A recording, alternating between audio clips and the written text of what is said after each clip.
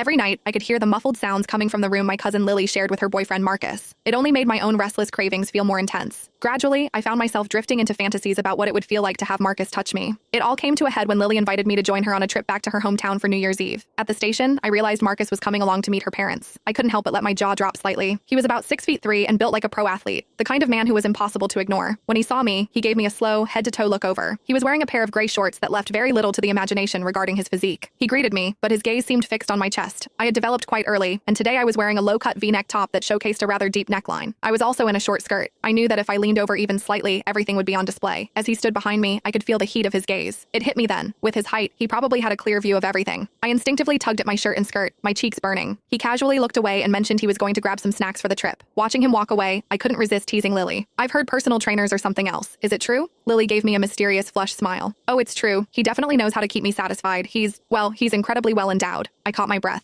My God, that must feel incredible. I couldn't help but wonder what it would be like to experience that just once. I glanced back in his direction. As he walked, his physical presence was undeniable, shifting with every step. I'd heard rumors about how much a man like that could grow. I felt a sudden weakness in my legs just thinking about the logistics of it. Lily had told me before that he was high maintenance, needing attention several times a day. Every time I saw her, she had a certain radiant glow. It was clear she was being very well taken care of. As I was lost in thought, Lily leaned over and winked at me. "Want to give him a try?" My breathing hitched. I bit my lip, feeling a wave of guilty excitement. "Lily, stop teasing me!" I looked up and saw a flash of genuine interest in Marcus's eyes as he overheard our exchange. Finally, we boarded the train. Lily had booked a private sleeper cabin for us. It was just the three of us in the compartment, with a curtain drawn across the entrance for privacy. She and Marcus settled onto the bunk opposite mine. Lily leaned against him, scrolling through her phone, while his hands began to wander freely. Watching them, my face felt like it was on fire. I tried to focus on my own phone to hide the awkwardness, but my eyes kept drifting back. Lily was wearing a tight purple dress that hugged every curve perfectly. 10 minutes passed, and I noticed Marcus's hand slipping beneath the fabric several times. When his hand eventually emerged, it was glistening. Lily whispered shyly, "Wait, Claire is still right here." As night fell and the train grew quiet, the attendant dimmed the lights to their lowest setting. To my shock, Lily climbed onto Marcus's lap and they began to move in rhythm. I licked my lips, my mind racing with vivid images. Before I knew it, I drifted off to sleep. I don't know how long I was out, but Lily's voice eventually woke me. I opened my eyes to find the cabin lights back on. Lily gave me a playful wink. "Claire, are you hungry? Could you go to the dining car and grab 3 meals for us?" Looking at the obvious physical state Marcus was in, I knew exactly what she was asking for. "Sure," I replied quickly.